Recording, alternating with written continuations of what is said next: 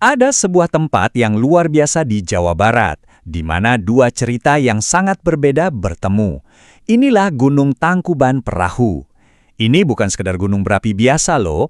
Ini adalah tempat di mana mitos dan sains hidup berdampingan dan menciptakan sebuah kisah yang, sangat unik.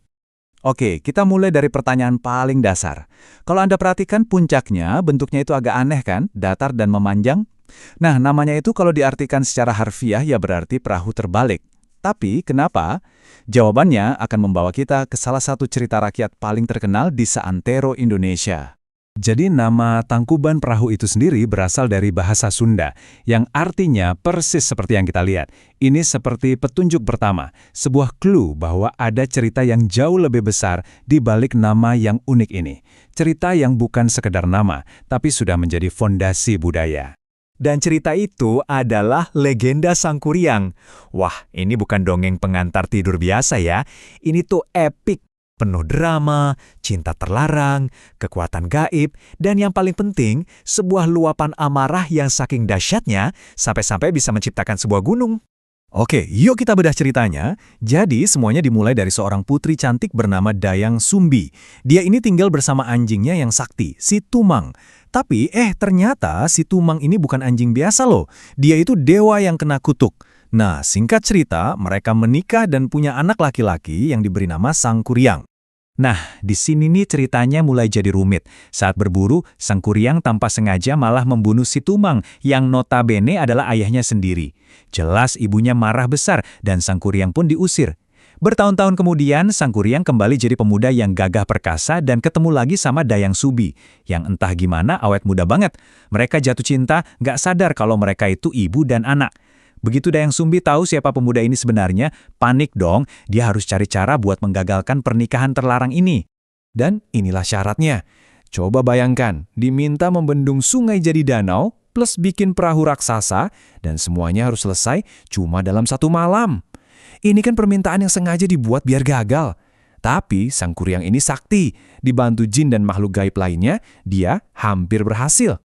Tepat sebelum tugasnya kelar, Dayang Sumbi pakai akal liciknya. Dia bikin seolah-olah fajar udah tiba. Sangkuriang yang merasa gagal dan ditipu, wah marahnya bukan main.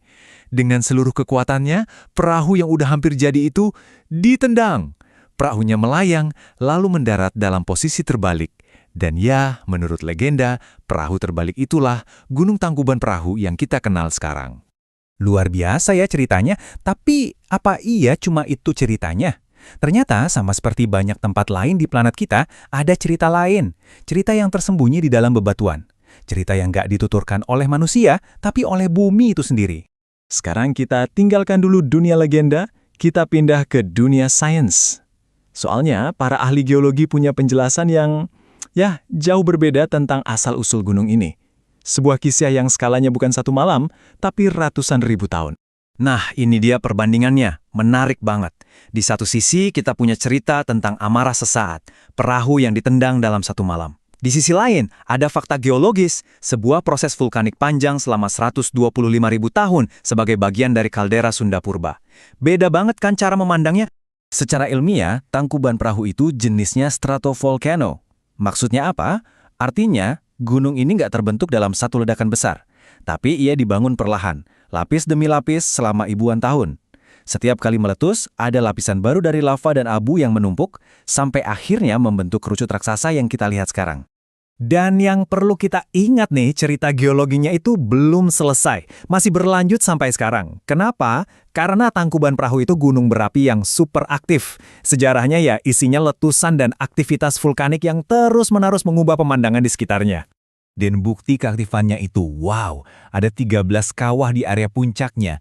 Bukan cuma 1, tapi 13. Masing-masing kawah itu kayak satu bab dalam buku sejarah panjang gunung ini. Jadi saksi bisu dari letusan yang berbeda-beda. Nah, dari 13 itu, ada 3 kawah utama yang paling terkenal. Ada Kawah Ratu, ini yang paling besar dan paling sering difoto. Terus ada Kawah Upas, namanya aja udah serem ya. Upas itu kan racun. Dan ada Kawah Domas, di mana kita bisa merasakan langsung panas bumi dari dekat. Dan jangan salah, gunung ini sama sekali nggak tidur. Sejarah modernnya aja penuh dengan aktivitas. Letusan pertama yang tercatat itu tahun 1829 dan yang paling baru banget tahun 2019 lalu. Jadi dia itu rutin ngasih pengingat ke kita kalau di bawah sana ada kekuatan raksasa yang sedang bekerja. Jadi, gimana jadinya kalau legenda yang umurnya ratusan tahun ketemu sama fakta geologi yang masih aktif sampai sekarang?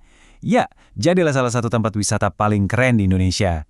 Tempat di mana kita sebagai pengunjung bisa merasakan kedua cerita ini sekaligus. Orang-orang datang ke sini tuh karena banyak alasan. Ada yang mau lihat langsung pemandangan Kawah Ratu yang dramatis itu. Ada yang penasaran sama bau belerang dan uap panas yang keluar dari perut bumi. Ada juga yang sekedar mau cari udara sejuk pegunungan, kabur dari panasnya kota Bandung. Pokoknya, ini pengalaman buat semua panca indera. Inilah intinya. Waktu Anda berdiri di bibir Kawah Tangkuban Perahu, Anda itu nggak cuma berdiri di atas gunung berapi. Anda itu sedang berdiri di tengah-tengah legenda. Anda bisa lihat dengan mata kepala sendiri bentuk perahu raksasa yang ditendang Sangkuriang sambil ngerasain hawa panas dari bumi yang bergejolak tepat di bawah telapak kaki Anda. Dan ini yang bikin kita mikir ya, di tempat seperti Tangkuban Perahu, di mana mitosnya begitu hidup dan sainsnya begitu nyata, cerita mana sih yang lebih ngena di hati? Kisah tentang cinta dan amarah yang diwariskan turun-temurun, atau kisah tentang api dan waktu yang diceritakan oleh bebatuan itu sendiri? Mungkin justru keajaibannya ada di situ. Di fakta bahwa kedua cerita ini bisa hidup berdampingan di satu tempat yang sama.